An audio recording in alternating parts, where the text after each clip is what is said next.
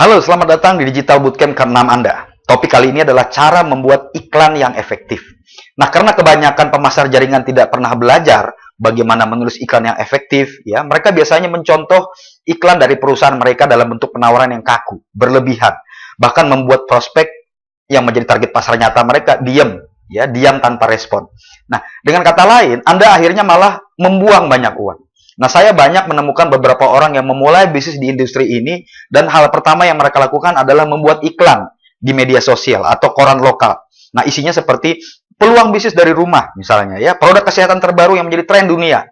Hubungi saya di nomor sekian-sekian, ya.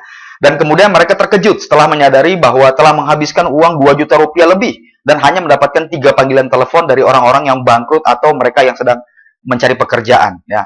Saya membuat iklan juga sebetulnya, ya, dan iklan tersebutlah yang mendatangkan ratusan bahkan ribuan prospek kepada saya.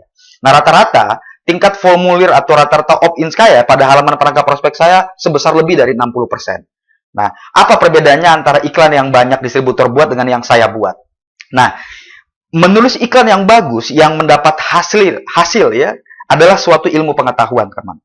Ada faktor pemicu yang dapat sangat berpengaruh yang dapat Anda gunakan. Dan orang-orang memang secara genetik diprogram untuk menanggapi iklan yang masuk ke dalam tingkat bawah sadar, yang membuat mereka tidak tahan untuk segera melihatnya.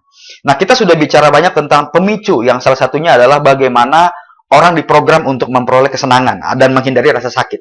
Nah, coba lain kali saat Anda berada di supermarket, saya ingin Anda juga untuk melihat secara dekat, ya, berita utama yang digunakan di sampul majalah atau koran, ya, sementara Anda sedang menunggu dalam antrean. Sebagian besar isinya adalah pasti negatif, dan itu bukan tidak disengaja. Para penerbit majalah itu bahkan sudah tahu bahwa Anda secara genetik diprogram untuk melihat dan menanggapi rasa sakit orang lain. Nah, itulah mengapa Anda selalu melihat sebuah kecelakaan mobil.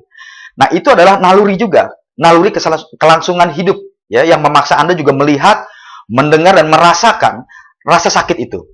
Sehingga Anda dapat mengidentifikasinya dan dapat menghindarinya di masa depan. Nah, biasanya sisa berita utama di sampul majalah akan menjadi lebih positif dan memberikan manfaat. Contohnya seperti bagaimana menghilangkan berat badan 10 kg dalam waktu 10 hari, ya, atau 5 cara untuk pensiun kaya. Tapi itu hanya permulaan. Ada lapisan-lapisan psikologi yang bisa Anda buat ke dalam iklan dan presentasi peluang bisnis Anda yang akan meroketkan hasil bisnis Anda. Nah, salah satu pemicu umum yang digunakan di seluruh industri kita disebut sebagai bukti sosial.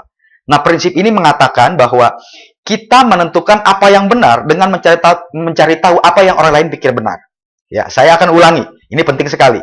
Ya, bahwa kita akan menentukan apa yang benar menurut kita, ya, dengan mencari tahu apa yang orang lain pikir benar. Ya, sebelum zaman modern, bukti sosial ini digunakan untuk bertahan hidup. Jika Anda melihat banyak orang yang memakan tanaman yang belum diketahui, maka Anda akan tahu bahwa tanaman itu aman untuk dikonsumsi.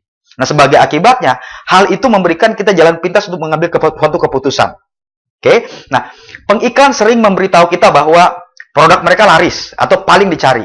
Karena mereka tidak harus meyakinkan kita secara langsung bahwa produknya memang bagus. Ya, mereka hanya perlu menunjukkan bukti bahwa banyak orang yang sudah berpikir seperti itu. Banyak orang lain yang sudah berpikir sama seperti itu.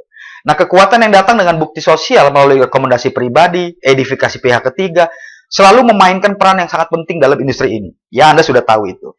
Kita biasanya akan menemukan itu dalam bentuk testimonial. Nah, kami menggunakannya secara luas di seluruh situs kami. Karena kami juga ingin Anda tahu bahwa tidak ada risiko dalam pembelian pelatihan kami. Kami ingin untuk memastikan bahwa Anda tahu bahwa ribuan orang lainnya di seluruh penjuru Indonesia telah sangat senang tentang apa yang telah mereka pelajari dari produk kami, dan mereka sangat puas dan memutuskan untuk menjadi pelanggan. Nah, Anda perlu juga melakukan hal yang serupa bila ingin berhasil di kelak kemudian hari. Orang tidak ingin terlihat seperti orang bodoh, ya, atau membuat keputusan yang buruk.